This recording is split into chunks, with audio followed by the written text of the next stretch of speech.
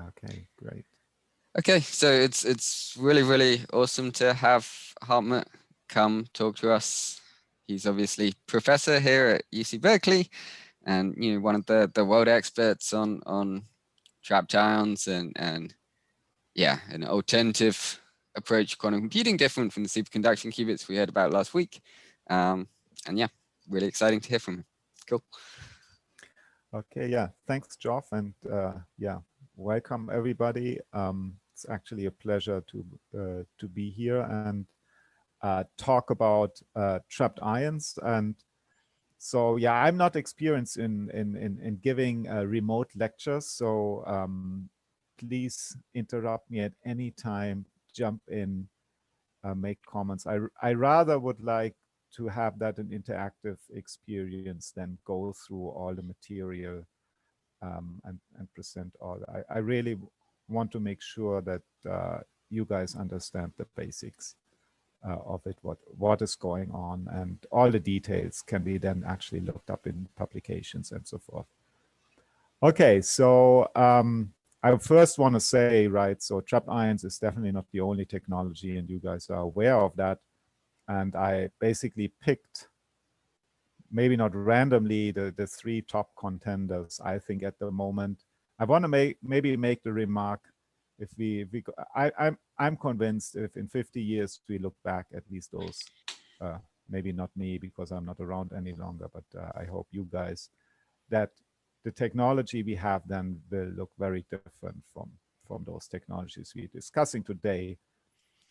And if you look back, right, so the transistor, I mean, initially people used vacuum tubes to compute, and now we're using transistors. So, okay, so the technology we're going to focus in today is trapped ions, and I want to basically discuss this. And there are even other technologies. You can think about photons, electrons, and quantum dots. Or initially, a lot of work was done using nuclear magnetic resonance. But let's do trapped ions today.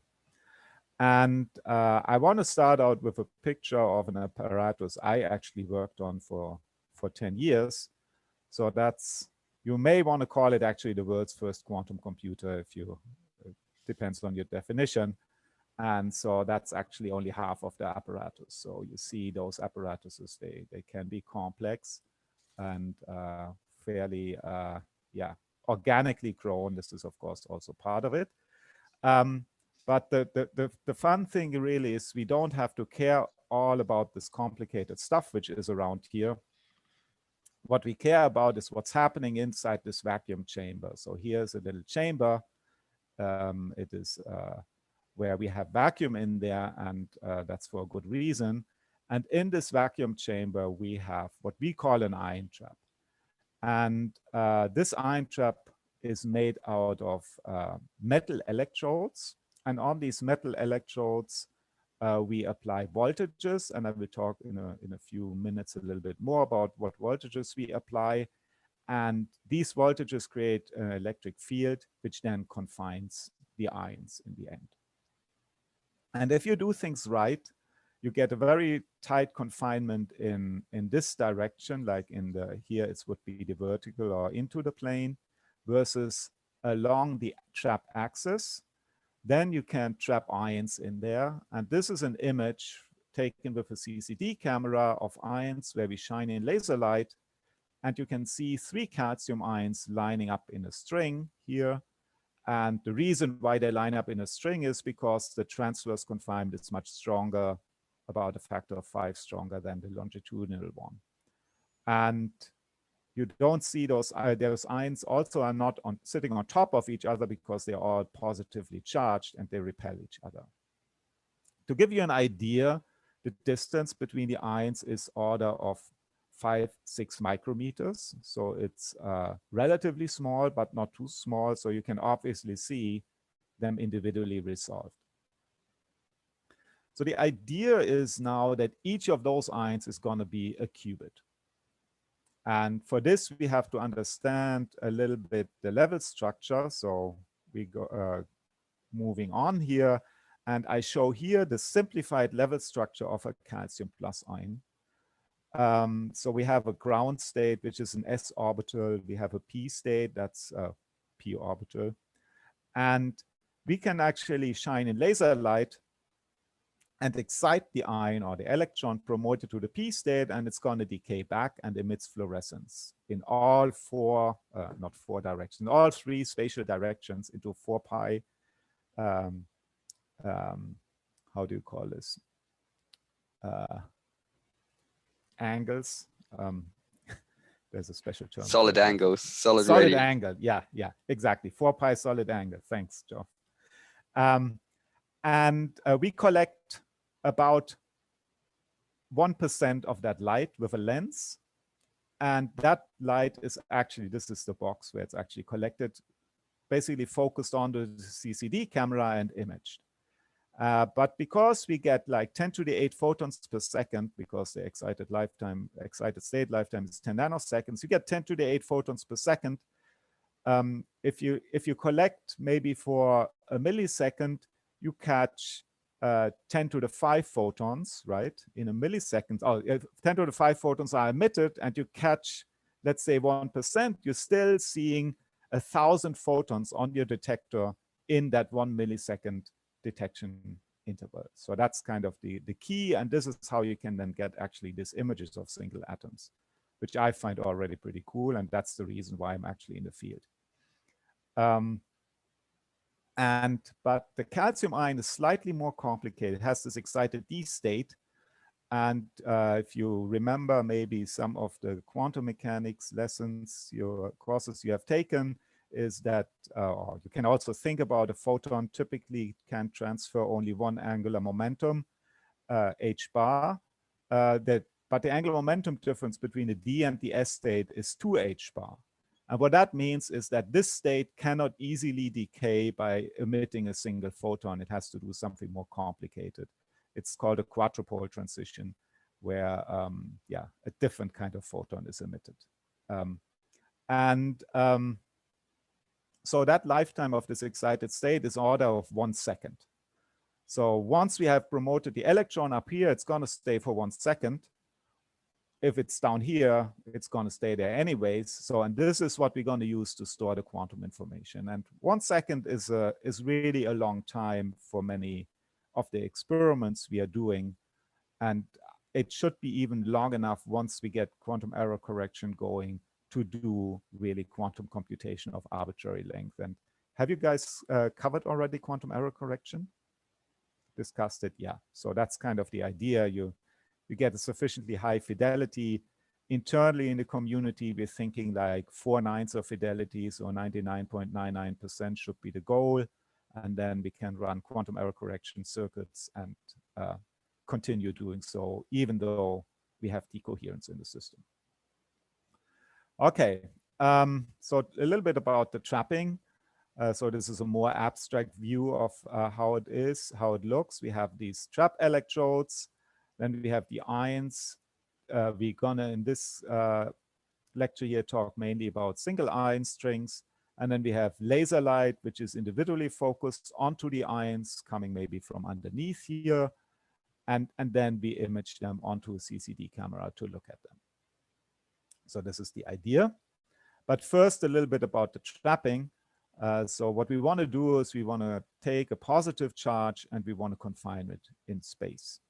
And we want to do that in vacuum so that it doesn't get disturbed by anything. So how would you go about this? Well, step number 1 is maybe to prevent escape in the vertical direction. So you put a positive electrode here and a positive electrode here, and you think, oh yeah, the ion is not going to escape in this direction. But what you basically realize is, maybe I stick here, that these electrodes, of course, want to push the ion out this way. So that idea doesn't work. If you start now putting positively charged electrodes over here, then it's going to be pushed out this way. And you can show this relatively straightforwardly by analyzing the Laplace equation. So we have to do something slightly more complicated. And what we're going to do is that we're going to oscillate those voltages between positive and negative. And that creates some dynamic confinement. So this here is an abstract depiction or an abstract picture of or maybe more concrete, like you have this ion and right, we try to confine it in this direction, but we create in fact the saddle potential. So the ion would roll down here, but before it can roll down here, we're going to invert the situation and basically move this part up and this part up, and then this will go down. And oops, oh, unfortunately it doesn't show. But anyway, so what's happening then that you get effectively a three-dimensional confinement, and this is how then it is happening. So so this is how these ions are actually stored. Then let's have a look. So this is a look at the real device inside the vacuum chamber. So and the ion is then in this apparatus confined here in the center. And you can have really lots of ion strings. So these are pictures from various groups around the world. And you can see here, for instance, I have not counted how many ions there are. So there are plenty of ions here in this ion string. You can also see, and this is interesting, there are these dark spots here. Any ideas what this is? Little black holes, maybe? No? So what one should realize is that this fluorescence here is created by relatively narrow band light. So we shine in laser light, and this atom, these ions, they accept only laser light of, let's say, 365.789649 terahertz. And if I'm off by 10 to the minus 6 or so, the ion doesn't do anything. And it turns out that these are other isotopes of this mercury ion. So, and then they remain dark. And that's actually interesting also for later on if we want to read out individual ions and not others, that the ions are reacting very specifically to the laser wavelength. Okay, so, but we want to do quantum computation. And so let's look about how to do quantum computation. So, and you may or may not have covered the DiVincenzo criteria. If you haven't, that's not a problem. They are basically just summarizing common sense, I would say, if you want to build a quantum computer, but it's still important or useful to go sometimes back to it and look at them and see, okay, is my idea actually how to build a quantum computer? How does it really, do I miss something important? And the first is says that I need a physical system with well-characterized qubits. And there's this little word here in there, which is called scalable. And it turns out that this is the big deal in pretty much all technologies we have at the moment, that scaling is a challenge. The second one is kind of obvious. We want to start with our quantum computation in a well-defined state. So that means we need to initialize the state of the qubits. We also need long relevant coherence time, so little d coherence. And this has to be related to the gate operation time. So I want to be able to do, let's say, at least 10,000 gates or whatever, so that quantum error correction can be useful. And I need to be able to have a universal set of gates in order to do run arbitrary algorithms. And then I need also in the end a qubit specific measurement. So I will need to be able to measure.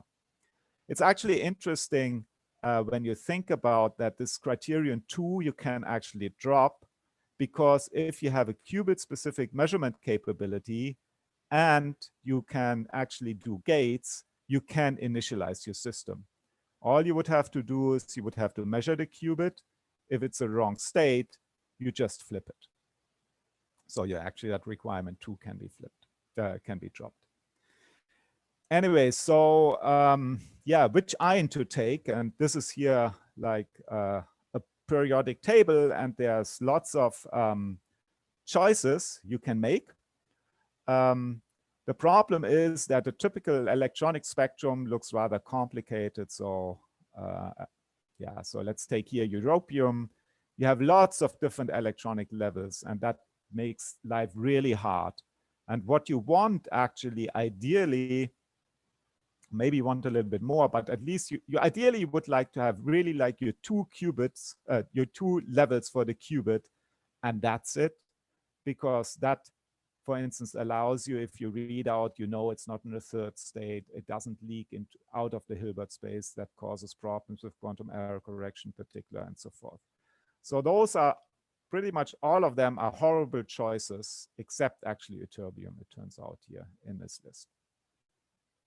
So as an AMO physicist, actually the periodic table is greatly simplified.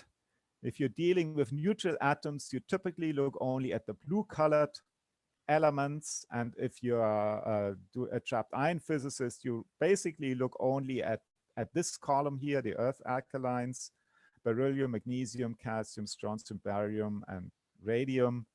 And maybe you can also work a little bit with those ions, but it's much harder already. So that basically narrows down the choice of our qubit. We are working with calcium, and this is a little bit more expanded level scheme. There's a little bit more complications, but this is really showing all the levels, excluding the Zeeman structure we have to deal with when we're talking about our qubits. Here's our qubit transition S1/2 to the D5/2 state. And yeah, and the really nice thing is we have relatively few electronic levels. We can do laser cooling and read out on this S1/2 P1/2 state. And the other thing is all these laser wavelengths are reasonable wavelength. And this is a very important experimental consideration. Let's say you have the ideal ion atom or whatever, and if one of those wavelengths, you can't build a good laser, it's done. You cannot do anything with it. And so this is why this is important. Okay, so let's do now something. And that's something I want to walk you through the basic procedure, how you would, for instance, control such a calcium ion. And I basically went back to the maybe oversimplified level scheme on the left. And when you do a quantum algorithm, you have to do, in my opinion, the main three things are you initialize the system, you compute, or you do some coherent manipulation, and you read out. So those are the three things. And now I want to talk through how this is done for trapped ions. So initialization in a pure quantum state, or actually, yeah, okay, let's maybe continue. So initialization in a pure quantum state. So the situation you're faced with is that you don't know which qubit state your ion is at the beginning of the experiment. So it could be either in the S1/2 state or the D5/2 state. So in order to initialize it, what you can do is you shine in laser light on this transition on the D5/2 to the P state. That's at 854 nanometers. So that's in the near infrared. So you can't see the laser light unless you look directly into the laser. I've heard somebody who did that and actually said, yes, 854 nanometers is red. So, but don't do it. Anyway, so if you apply that laser light, you excite the electron into the P state, and then the electron has two choices. It can either decay back to the D5/2 state, or it can go back, or it can decay down to the S1/2 state. In 15 out of 16 tries, it will go down to the S state. That's good, but sometimes it falls back to the D5/2 state, but it's not a problem because we keep that laser on for maybe a microsecond, and this decay time constant here is 10 nanoseconds. So very rapidly, within 100 nanoseconds or so, with really high fidelity, that ion is initialized in this S state. So that is the initialization. And how do you reset the qubits? And the nice thing is, yeah, right. So you have it really initialized in a pure state, and you can do so at room temperature. You don't need to cool the system. Often you need to cool systems in order to initialize them in a pure quantum state. And the reason is because the associated energy scales here are on the order of electron volt, which corresponds to 11,000 Kelvin. So the black body radiation will not excite the ion because it's just too short of a wavelength. So that's the idea here. Good. The next step is what we call quantum state manipulation. And we're going to shine in laser light directly on this transition, on this S1/2 D5/2 state, or whatever your qubit is. So you can choose other qubits states of your ion. You could, for instance, use also, some of you may know that this S state here, that could be the electron either pointing up and down. And in a magnetic field, this level splits therefore up into two levels. And you could do also quantum computation using these two levels. And if you're interested, I could tell you how to do this actually in practice. Anyway, so here we will focus on this transition using laser light on this S1/2 D5/2 transition. And I will talk about this in a moment more. And then in the end, we're going to read out, and this is really, I think, just fun to see. So what we're going to do is we're going to shine in. So we don't know, we have created the superposition of the S1/2 D5/2 state. And now we're going to shine in laser light on this transition, this S1/2 P state. So you bombard the ion with this laser light. So photons, a stream of photon comes, and if the ion is in the S state, it's going to scatter photons. So basically it gets excited, it decays, it gets excited, decays, and it emits photons at a rate of 10 to the 8 photons per second.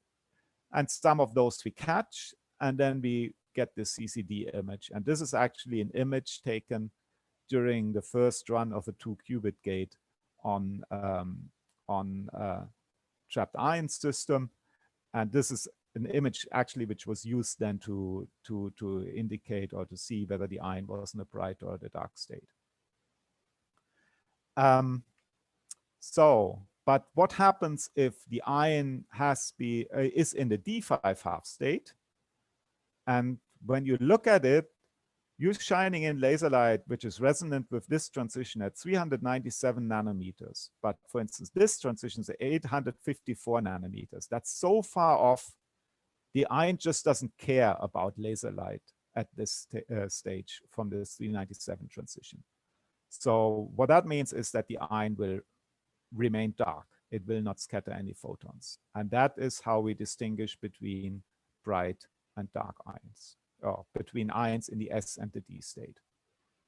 And it's kind of funny to think about this readout procedure, right? You have the superposition S plus D, and then somehow mysteriously the ion decides, oh yeah, I'm in the S state, I'm going to scatter photons, or no, I'm in the D state, I'm not scattering photons. But this is what's happening, and one can clearly see that in experiments. So yeah, for two ions, you can see here, it can be both ions can be fluorescing, only the left one, only the right one, or they're both dark. What is also important to keep in the back of our mind is those are experiments with single quantum systems. So in order to gain some meaningful information, we need to repeat. It's not just done with a single experiment, we need to repeat them. And in pretty much everywhere but the US, experiments are repeated at 50 experiments a second. In the US, we do them with 60 experiments per second. And you may wonder why this is.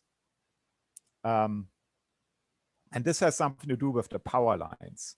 So you know that that our current in the power lines oscillates with 60 hertz here. So 60 cycles per second approximately. And what that means is that the magnetic field in the room actually oscillates also with that frequency, because we have these background magnetic fields. And the trick we do now pretty much around all the world is we trigger those experiments. We start them always at the same phase of that power cycle. And therefore, the magnetic field is better defined than if we wouldn't do this. So this is kind of an important experimental detail. And for those of you who do the 111B lab, the advanced laboratory, you will actually use a similar trick for the optical pumping experiment. So those background magnetic fields, Hartmut, are going to split the two S states, right? So you're just targeting one of them, are you? Yeah, those magnetic fields, they're going to split the S states, but they shift. The problem here is, okay, I didn't explain that at all, right? Yeah. So the problem is that they shift the S and the D state by different amounts because they have different magnetic momenta. So the S state, depending on which Zeeman substate you're looking, has a larger magnetic moment than the typical D state. And therefore, what's happening is if the magnetic field fluctuates, this level moves up, this level maybe moves up also, but by not quite as much. So what then happens is that the energy difference between the qubits is not constant. And it changes slightly. And that messes up the resonance condition. And as a consequence, actually the phase of the qubit is not stable. Right. So what you're really relying on is that you create the superposition of, let's say, the S state and the D state, and according to the Schrödinger equation, they evolve with e to the I omega t, or their energy. And if that energy is not constant, that relative phase actually, or what matters is the relative phase in the end, and that is not that phase evolution is not constant, and then I cannot maintain phase relation, and I lose coherence. And so effectively what this trick does, it extends our coherence time by, let's say, order magnitude, about an order of magnitude doing this trick. And otherwise we would have to shield the magnetic fields and so forth. Does that make sense? Okay, good. Here's just another display of how actually this distinction between the ground state, let's say call this here, let's call this the S state. Here is of course the zero cat used, and what is plotted here is how often we counted a certain number of photons, and you can see here that that we have these two distinct peaks. Either we count lots of photons, order 60 in this detection cycle, or close to zero. In this case, it's more like 5 photons. And what you can do now is you say, I set myself a threshold, let's say at 20 photons. And if I detect more than 20 photons, I say this ion has been bright. It was in the S state. Or if it's less than 20, I call this dark, and I call it in the D state, the zero state. So that's kind of the qubit detection. Okay, so then let's look at our first simple experiment, and I just basically want to walk you through this. You probably have seen this already. So what we do here is we do this initialization. And then in a typical experiment, and this is why I show this, we change the length for basically of how long we shine in laser light onto this S to D transition, where we do our coherent manipulation. And then we record, we repeat this experiment, in this case 200 times, and we record the probability that we are in the excited state, and we plot that onto the y-axis. And I don't excite at all, and surprise, surprise, I never find an excited ion.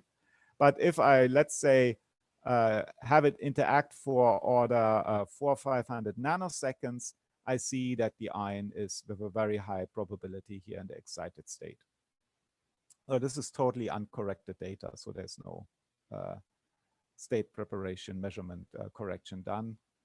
And I can also go to this and shine in laser light for only maybe 200 nanoseconds. And then what I do is I get this 50-50 superposition of ground and excited state. And so this would be on a Bloch sphere. This would be to create the state S plus D. So this is the idea. I want to come back here to the DiVincenzo criteria, and I've shown you we have well-characterized qubits. I'm going to leave that question whether it's scalable out for the moment, also because it's a very ambiguous question. I've shown you that we can initialize the system by showing you the Rabi flops. Actually, I've shown you implicitly that we have long relevant coherence time. I will mention a little bit more in a second. I haven't said anything about universal set of quantum gates. This is coming next, but I have shown you also the qubit-specific measurement capability. So, and it's maybe a good time to basically have a brief break for questions. I have a question. Yeah. So in terms of modeling your Hamiltonian, are you kind of setting it as like harmonic oscillators? Like how are you? Yeah. Okay. Yeah, exactly. Okay, so I didn't get that formal, but yeah, it is. Have you guys heard about the James Cummings Hamiltonian? Is that no? Okay. So yeah, the trap we model exactly as a harmonic oscillator. And it's actually three harmonic oscillators. It's actually three n-harmonic oscillators where n is the number of ions. And I will talk about this because you have normal modes. Yeah, so that the ion is a harmonic oscillator. And then we model the qubit often really as a qubit. And then you look at the tensor product of that harmonic collection of harmonic oscillator with that collection of two-level systems. And then you think about the laser light inducing transitions between the eigenstates of that Hamiltonian. And this combination of the harmonic oscillator Hamiltonian tensor, the two-level state system, that's called the James Cummings Hamiltonian, or that's a James Cummings type Hamiltonian. And you can then basically, there's abundant literature. This is, yeah, basically everybody studies that. And I sometimes joke that every quantum technology is using that very same Hamiltonian. So for superconducting qubits, they use exactly the same Hamiltonian. What's the level spacing of the harmonic oscillator modes compared to the gap between the qubit? Yeah, that's a very good question, and that comes. It actually leads into the next thing. That's 1 megahertz, typically, and the spacing of the two-level system is 10 to the 14 hertz. So that's 6, 7, 8 orders of magnitude difference. That's a technological challenge, but yeah, we can deal with it. Okay, good. Let's move on. So so far we have talked about single qubit control. So there's really and there's not really much more to say. There's maybe a little bit intuition to be gained and so forth. But the real thing is having those ions interact with each other. So, and for this, we need to use collective modes of this ion string. So you imagine you have these ions sitting in the trap. They are all positively charged. And what that means effectively, they are connected. You can think of them being connected with a little spring, and you have actually normal modes. And in this video sequence down here, you can actually see the center of mass mode excited off of this ion string. This is a kind of a stroboscopically imaged. So this is done by a stroboscopically imaging a moving ion chain. So this is a real ion chain actually moving a little bit in and out of the laser beam, which has been excited near 1 megahertz. And then every microsecond, a snapshot was taken, or actually, not, yeah, every microsecond, like a snapshot was taken, and then at different phases, and then you get this image. And you can see also then the other modes, but I don't show them here. So this will be key to understand the next 5-10 minutes about how to do quantum gates. So okay, here we go. How we model the system. So we have a harmonic trap, and we are going to be relatively close to the ground state.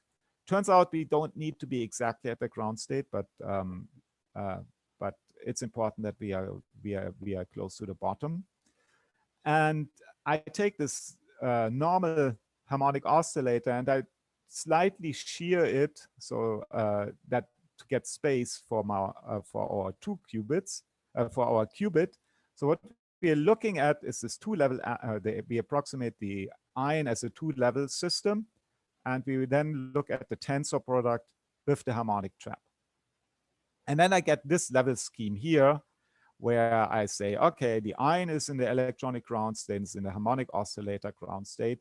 And then if I excite it, I can go to the D state, and I can either keep the harmonic oscillator state the same, or I can increase it by 1.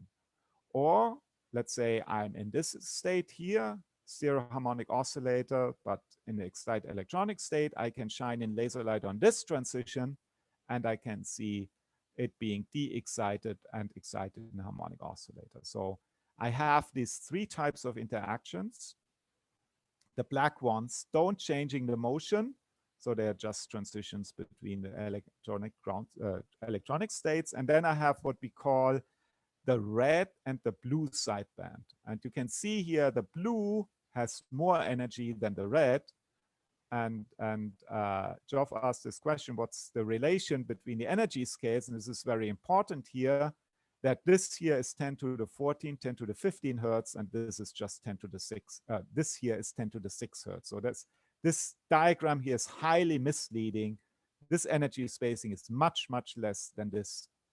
But anyways, when we scan the laser, let's say over an ion being prepared in this state here, in the S1 state, I can see a spectrum like this. I see the strong resonance here in the center, close to 0. That's this transition.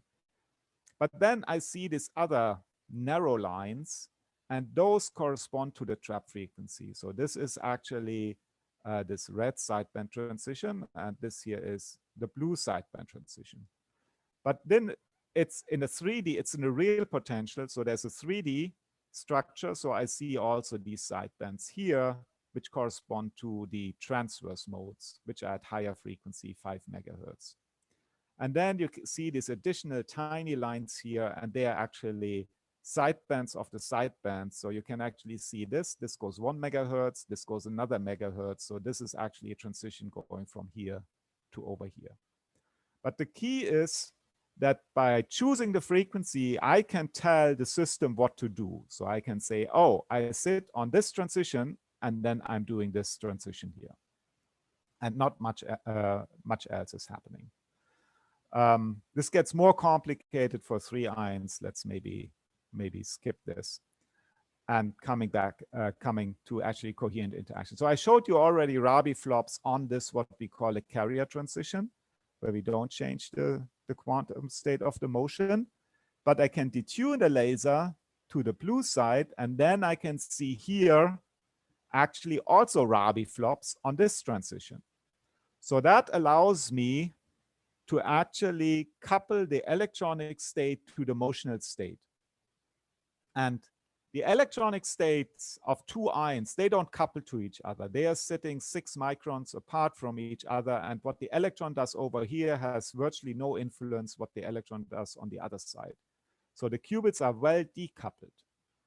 But if I come in with a laser light and I somehow couple the electronic state to the motion, then this ion over here starts shaking, and the other ion sits there and it feels that this ion is shaking. And that's kind of the trick how to get the quantum operations going. So, and I want to show this here. We have till 12:30, right? Just making sure.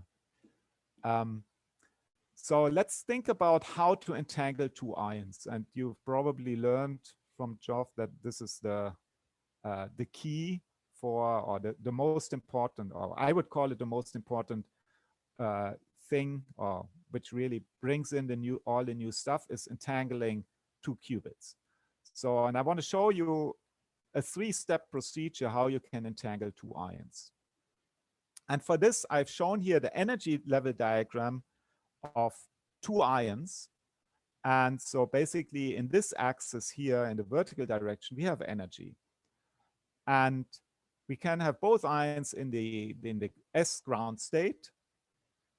And then the next higher level would be one where they're still in the electronic ground state, but their motion is excited by 1 motional quanta, by 1 megahertz.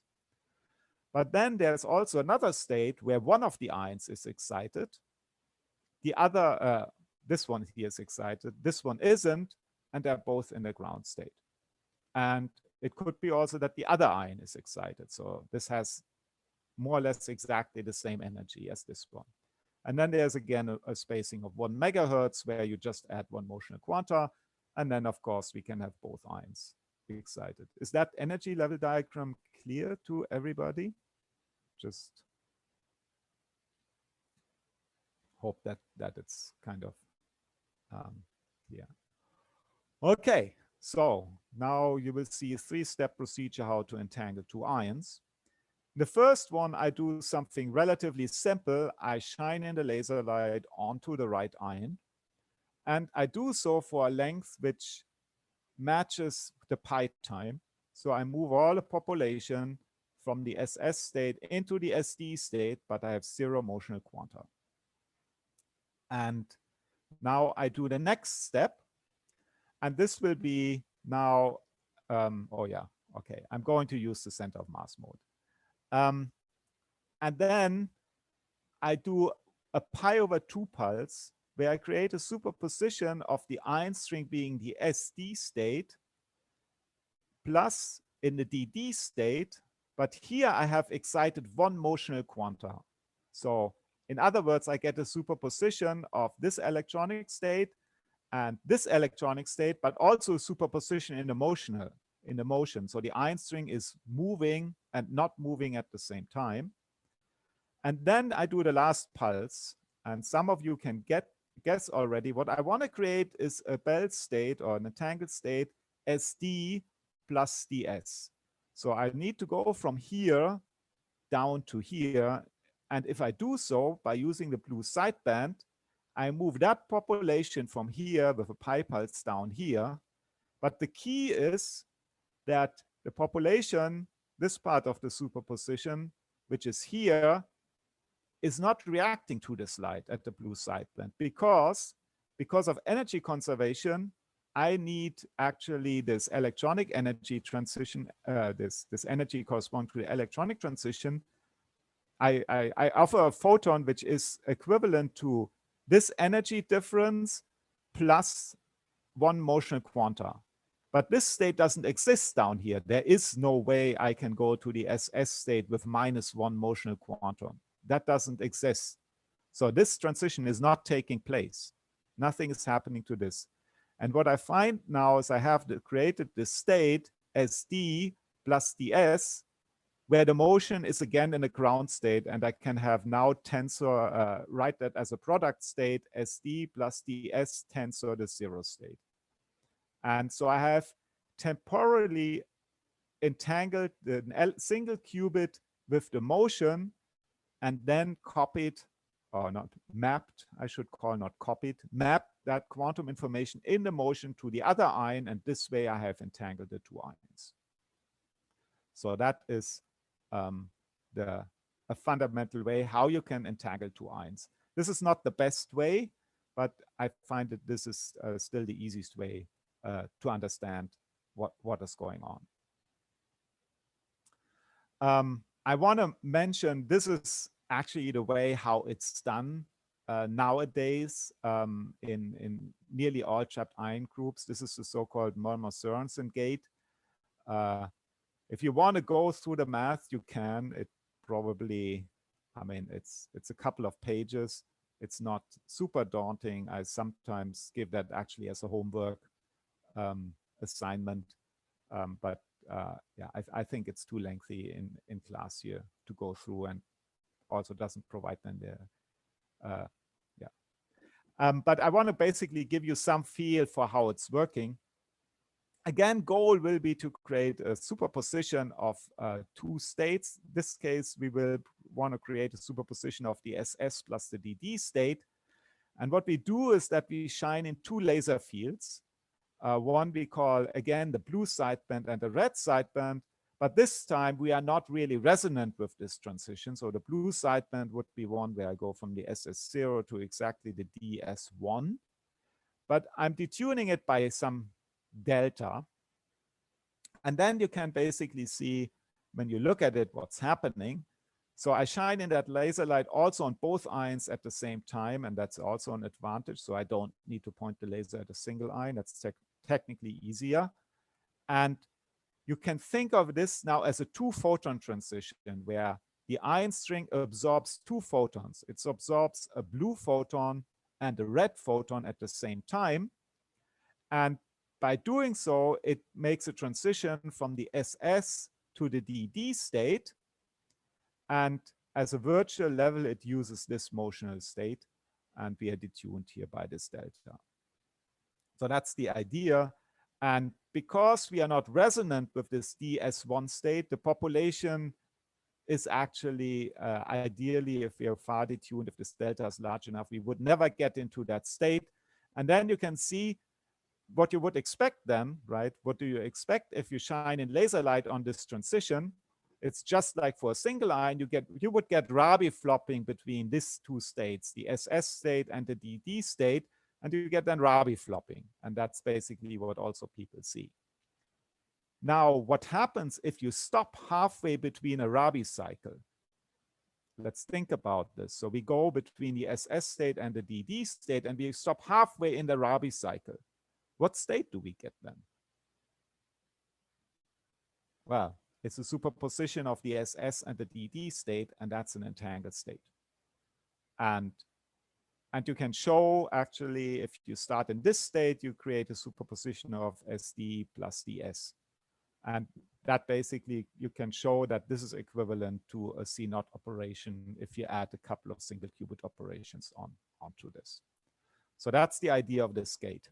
And I want to show you this gate in action, where actually, and this was the trick in this paper, this delta wasn't chosen very large, so that this states here were temporarily excited.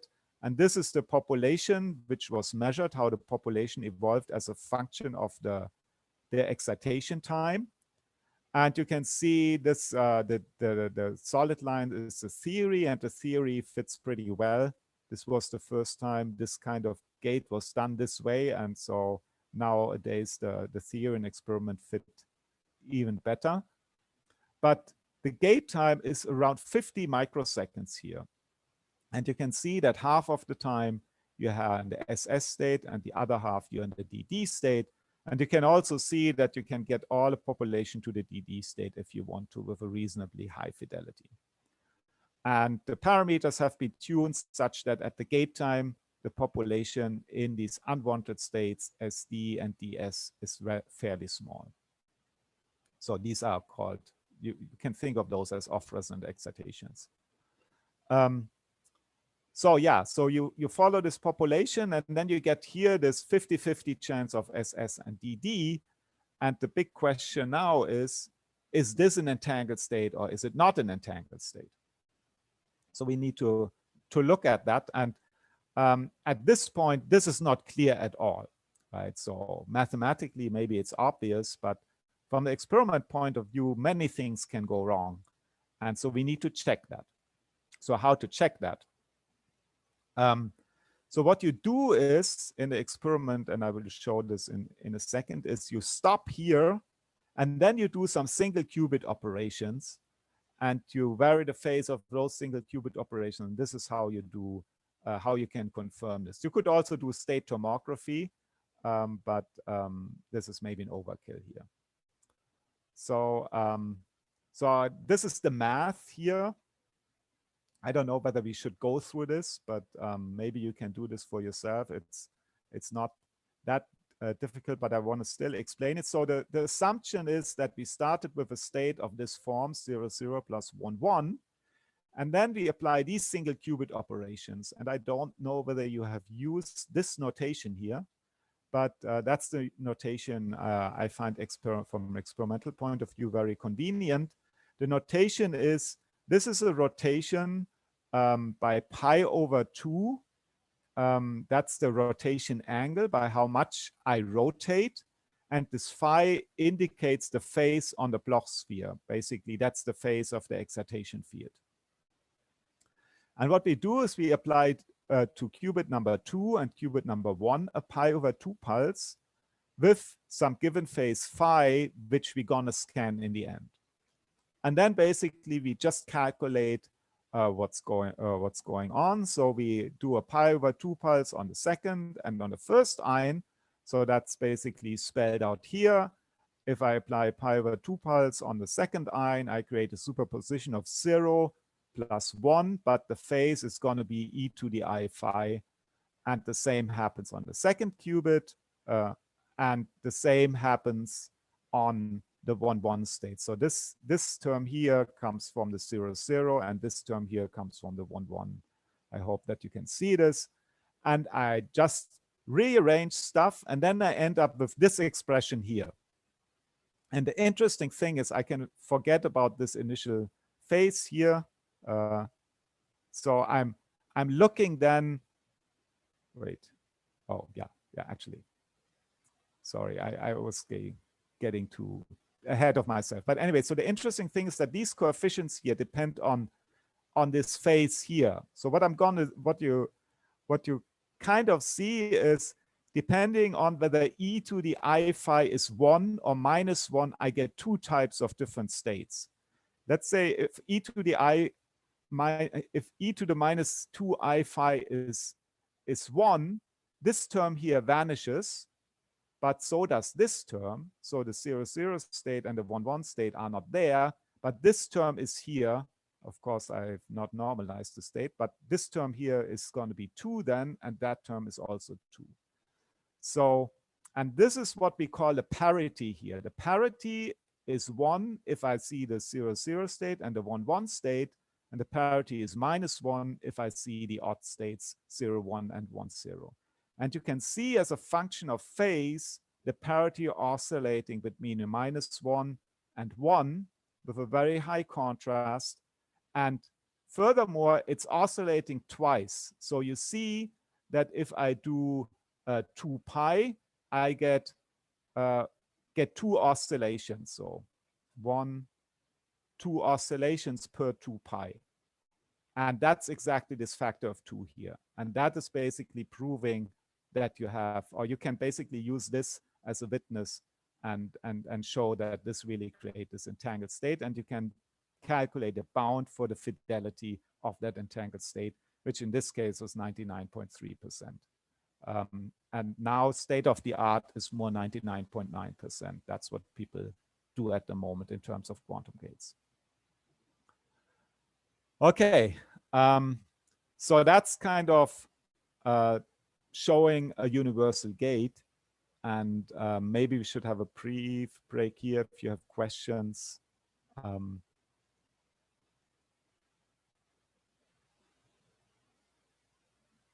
Okay. Everything crystal clear, I hope. Yeah. Okay, then I want to give you some overview where we are from the technological standpoint. And what I have here on the right axis is the time scale for how long these various things take. So now we are going a little bit, we're getting a little bit more hand wavy because we're going back to experimental requirements to give you an idea. So we can do single qubit gates with really high fidelity. 6 nines have been demonstrated if you care about it. 2 qubit gate fidelities, the best ones are 3 nines. So that's kind of the tricky bit. And that all happens, let's say, on a microsecond time scale. Good 2 qubit gates are actually more like 50 microseconds. So that would be actually more down here. State detection is sub-millisecond at the moment, state of the art. And we will see whether that's fast enough for quantum error correction, but it's coming close at least. What I mean with quantum error correction, I mean fault-tolerant quantum error correction, not just demonstrating for quantum error correction, but I mean one where you can actually repeat it over and make things good enough, better. I haven't talked at all about the coherence of the motion. That's more 100 milliseconds, but it's significantly longer than these operation times. And that's key in order to get a high fidelity.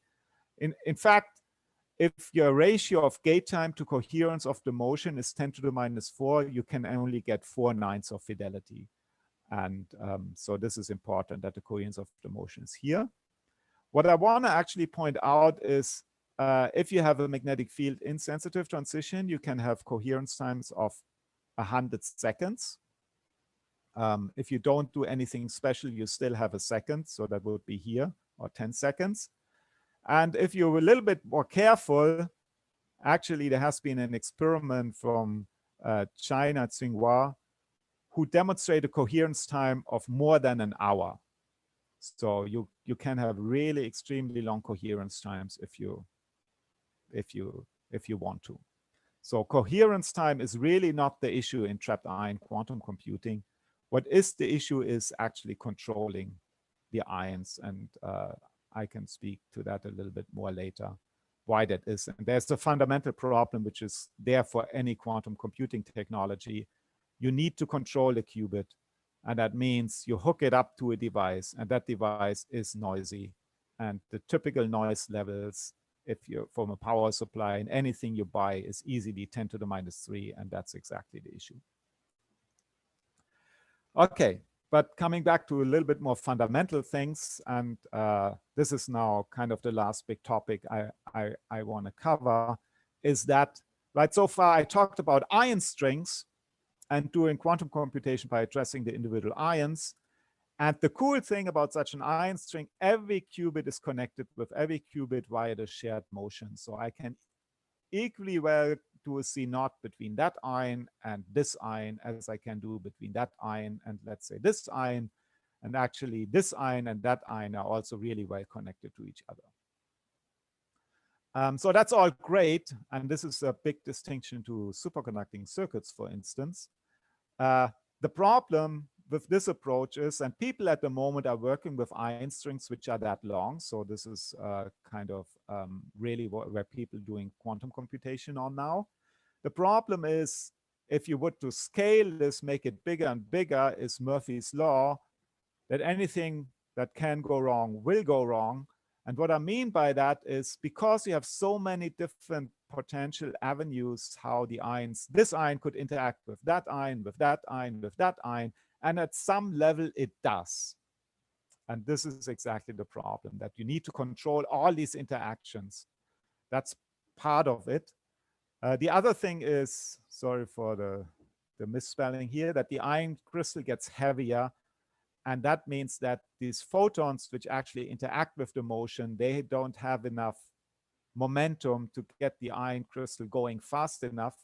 And that means that the gates just go slower. Then there's a practical problem. If I have an ion string and I have all-to-all connectivity, I have n times n-1 over 2 different C0 gates I can do.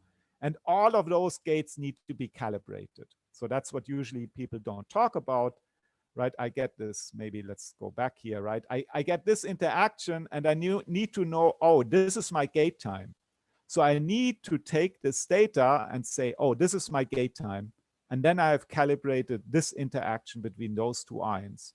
And the interaction between another ion and another ion may be slightly different. And I need to calibrate all of those. So that's fine for 20 gates, right? So then I have only 20 times 10 different calibration runs. So that's 20 times 10 is 200. That's fine. But if I have 1,000, then I'm talking about 500,000 different calibration runs. This is not going to happen in my lifetime. Or maybe it is, but right. So this is where the problem is. And so there's also connected to that, there's additional problems with control parameters. So this is not really the way to go. And there's also, how do you characterize such a system? So the way to go is actually a modularization. You want to form little submodules which you can characterize well, where you have high fidelity, and then you put them together. And this is how everything is engineered. When you look into your phone, you also have modules which are doing certain things well, and then they're connected to other circuits. So yeah, it's easy to have thousands of coherent qubits, no problem, but I need to control their interaction. And there's one strategy I want to briefly talk about is, or actually there are two important strategies. The first one is you take a long ion string, you cut it into smaller pieces, and then you can run coherent interaction between smaller pieces. That's what I will elaborate a little bit more. And that works on a single chip relatively well. But at some point, that chip is also full. We really want 1 million qubits. So maybe you can go with that approach to 10,000 qubits. Great, but how do I get to 1 million? And the idea is to use multiple chips, multiple traps, and then connect them with photonic interfaces. And there have been also experiments doing that. Okay, now talking about this idea of dissecting individual ion strings on a single trap. And so I have here abstractly a trap, and I segmented the trap electrodes into small pieces because I'm going to apply different voltages to all these small pieces and move them around. And so I can move the ions over here, and then I can basically pick out one ion out of this chain, stuff it into the processor unit, take another ion, stuff it in here, and then once I have them here, I can run my interaction. Oops. Come on, why is it so slow? Okay, here's my interaction, my Monmouth-Sorensen gate. It runs my C0, and then I can put them back into the memory region. So that's one way. And of course, there's a more clever way to arrange this, and people are working on how to arrange this. Now I've shown here these blue ions, and those blue ions are my qubit ions. But they are also this, I don't know whether pink is the right name for that color, but those, magenta ions. And those could be ions of a different species where I can do cooling while I have this interaction. This cooling light will not interfere with the qubit. So this is the idea why I have this pink ions there. And this is this idea of the quantum CCD, where I basically have a quantum charge coupled device. And this is what, for instance, Honeywell at the moment is pursuing in their approach.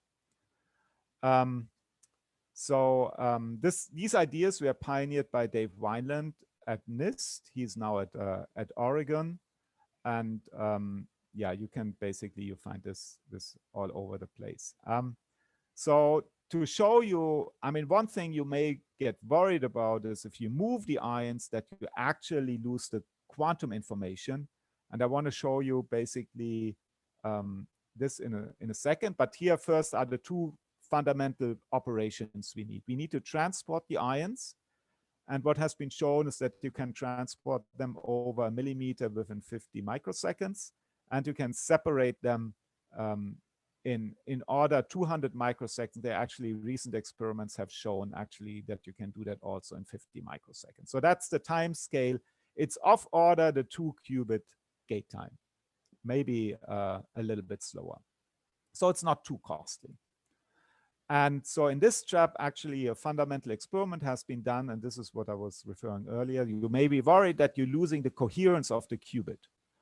And so what in this experiment has been done is we do a pi/2 pulse in this region of the trap, and then we shuttle the ion over here, wait some time, and shuttle it back.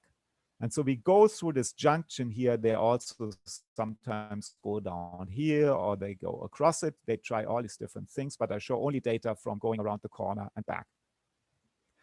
And what you show here is the result of 2 or actually 3 Ramsey experiments. The black one is a Ramsey experiment where there was no transport done. So the ion was just kept here, and we do a Ramsey experiment, and the fidelity here is actually limited by the readout, and you see some high contrast or relatively high contrast Ramsey measurement, and that's basically showing that the single qubit is coherent. And the red one, or let's talk first about the blue one. For the blue trace, it was transported over here and then transported back. And then you can see also a Ramsey fringe, but it's shifted. And it's shifted because there's a phase acquired because the magnetic field over there is different than over here. And you can echo it out with a pi/2 with a pi pulse. And if you apply a pi pulse over here, you echo it out. And then you can see that the two, the red and the black, are really indistinguishable. So the transport doesn't really deteriorate the qubit. So that's basically, that's the basis for this. So to put that also time scale on here, we are really talking about that the transport, merging, and splitting of the ion chains is happening on this 50 microsecond time scale. Okay, so that's the idea. So coming back to the Da Vincenzo criteria, in the meantime, we looked at the universal set of quantum gates. So that's also a check mark.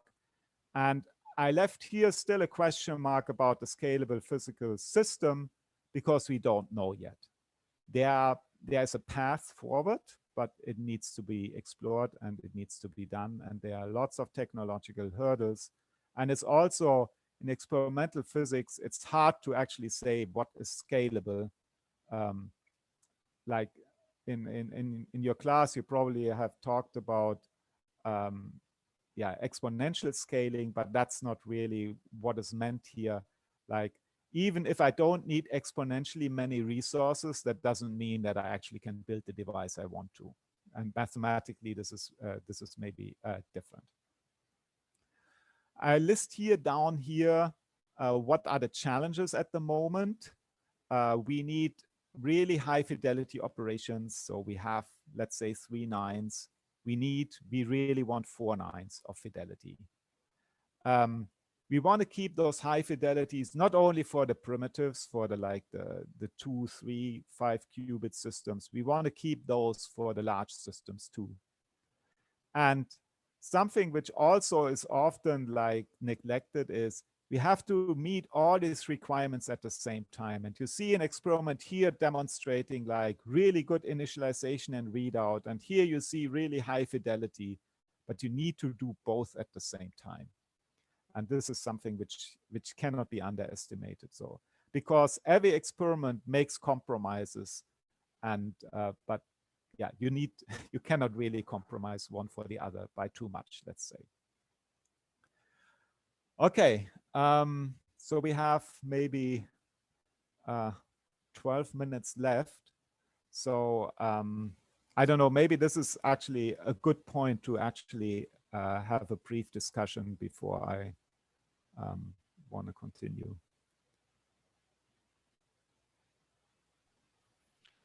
How dense can you make the ion traps? Like if you're going to end up with like 1 million physical qubits, how big physically would that have to be? Yeah. It's actually, I had actually a discussion with John Martinis, but let's first answer your question. So the ion-ion spacing can be of order 5 micrometers, but that's not how dense we want to have them. And so there's the longitudinal length scale where I would say, yeah, that would be maybe the 5 micron scale. But there's also the lateral scale. So if I'm thinking 2D for the moment and don't want to get 3D because there are obviously complications, then I would say that you can have an ion trap every 200 micrometers. So let's now think about it. Let's say in the axial, I can get them denser, like along the line. Let's say I can have every 100 micron an ion. So that means that if I want to have 10,000 ions, I would have to have, that would be a chip of 1 centimeter by 1 centimeter. That's not so bad. I think if you want to have 1 million, you have a chip of 10 centimeters by 10 centimeters. So that's, of course, is that just making sure that the math is right? Every 100 micron, 1, so I get 10 per millimeter, 100 per centimeters, 1,000, per 10 centimeters. So that math is right. That's maybe optimistic in the sense that you have to get all those control lines in there. You have to get all the control for 1 million qubits packed up into this 10 centimeter by 10 centimeter, right? It's a little bit easier here with the ions because we can shuttle them around. We don't need to control them all at the same time. It's maybe more challenging for superconducting qubits where you can't move the ions around. So each, the qubits around, each qubit needs to have their own control line in this case. Or maybe you can multiplex it a little bit, but you almost certainly cannot move the qubits around. So, but you still need all this voltage control. So it's going to be packed. And that I do not know. I mean, this basically feeds back to this idea, how scalable is this system really? And for this, we have to build these things and try them out where we can get them. But every 100 micron a trap should be, that's actually plenty from the ion trapping perspective. Yeah, and actually it's so I talked to John Martinez and I was like, I talked to him actually replacing about the ions with electrons, because the electrons are lighter and they are real two-level systems. So they're really your ideal qubit. You have only two spin states. There's no leakage. The electron cannot go into a third state. And they are lighter, so everything should happen faster. You can use microwaves. So I think it's really a great idea. And then the first question is, how close will the electrons be together? And I told them, well, they're going to be 5 micron apart from each other, because that's how close they are in a Coulomb crystal. And his immediate reaction, that's too close. You cannot do that. You need to space them further out. And that's exactly his argument, that you need to bring in the control fields. And so he seems to think that 100 micron is actually the sweet spot for bringing in the control fields with little crosstalk. Because one thing I haven't talked actually about is crosstalk. When you try to address one of the qubits, you're going to shine in some radiation, and ideally it's microwave radiation. It has a very long wavelength, and that wavelength is going to leak to other qubits, right? Whatever the qubit is. And that qubit reacts to that radiation.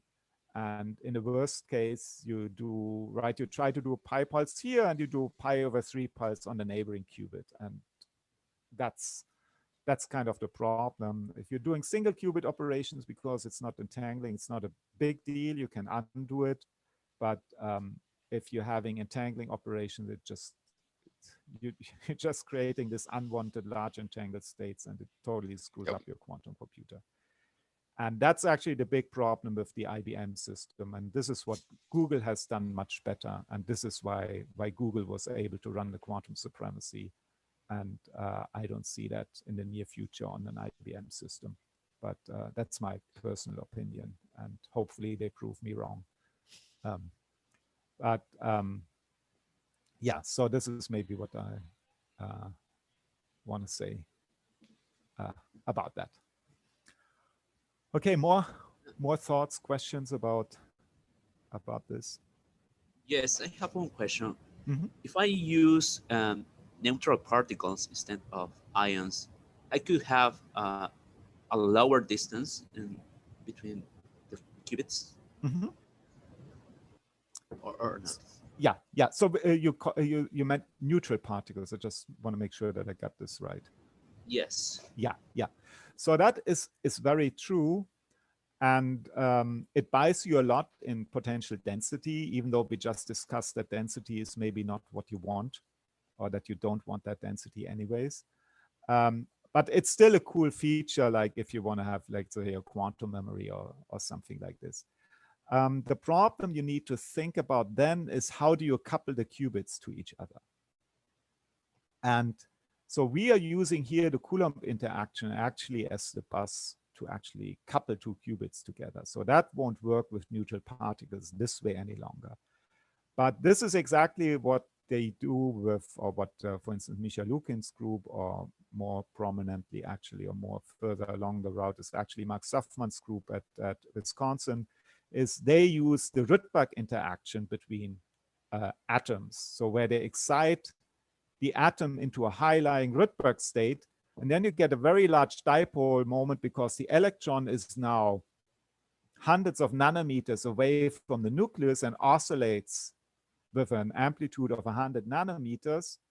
And if you excite at the same time another atom 5 micron away, you have 2 dipoles, which can be, for instance, oscillate in phase or out of phase, and that leads to energy shifts. And those are the ones you exploit for a phase gate. And so that's another very cool technology, which shows, in my opinion, good promise. and people using that. But you're using then also the Coulomb interaction in the sense that you're using, but you need to excite the electron to a large orbit to do that. And then actually it turns out that you basically are back to problems with electric field noise, the same we have in ions. I haven't talked about those. So there seems to be this kind of problem. On one hand, I want a qubit which is very well isolated so that it keeps my coherence, but I need to control it, so it needs to be susceptible to something, and it needs to be susceptible to what the other qubits are doing, and that almost always means that it's also susceptible to what's around them. And this is like to the control also, and this is kind of, yeah, I don't know, yeah, it's very difficult to solve and to find the right compromises there. Thank you. Okay. Then let me maybe briefly just give you an overview. Let's put that slide up at as the last, where I just looked a little bit through what has been recently done. So if you want to learn more about this, you can, what is state of the art, you can go there and can, for instance, recently the Maryland group put on a paper on the archive called Fault Tolerant Operation of a Quantum Error Correction Code. If you want to learn what they have done. In Innsbruck, they did a very interesting experiment I contemplated of discussing more, self-verifying variational quantum simulation of a lattice Schwinger model with using also 20 ions. So the first one uses also order 20 ions. Then IonQ is working at the moment.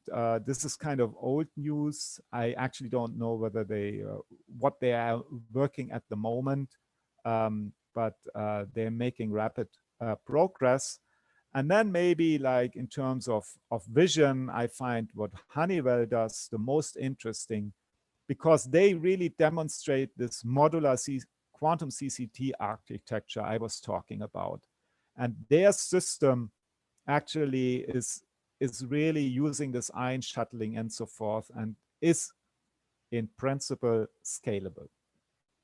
And they have also made some good progress in the recent time. And you can actually read about this stuff here in these archive papers, and just get a sense of where they are. And yeah, so that's basically all I have for the moment. I don't want to, I mean, if you want to, I can talk a little bit more about the individual topics, but we have only 1 minute or so left. So maybe we leave that for general discussions. I had a question. Mm-hmm. So in going over the entanglement process, could you like do something like test like Bell inequalities? Yeah. Has that been done already? Yeah. So okay.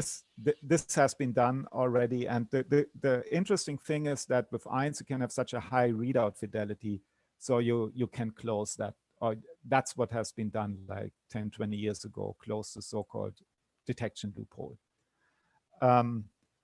Yeah, so trapped ions are used, and this is actually where a lot of the research, actually, this is what drives most researchers, is actually doing this kind of fun quantum experiments at the foundations.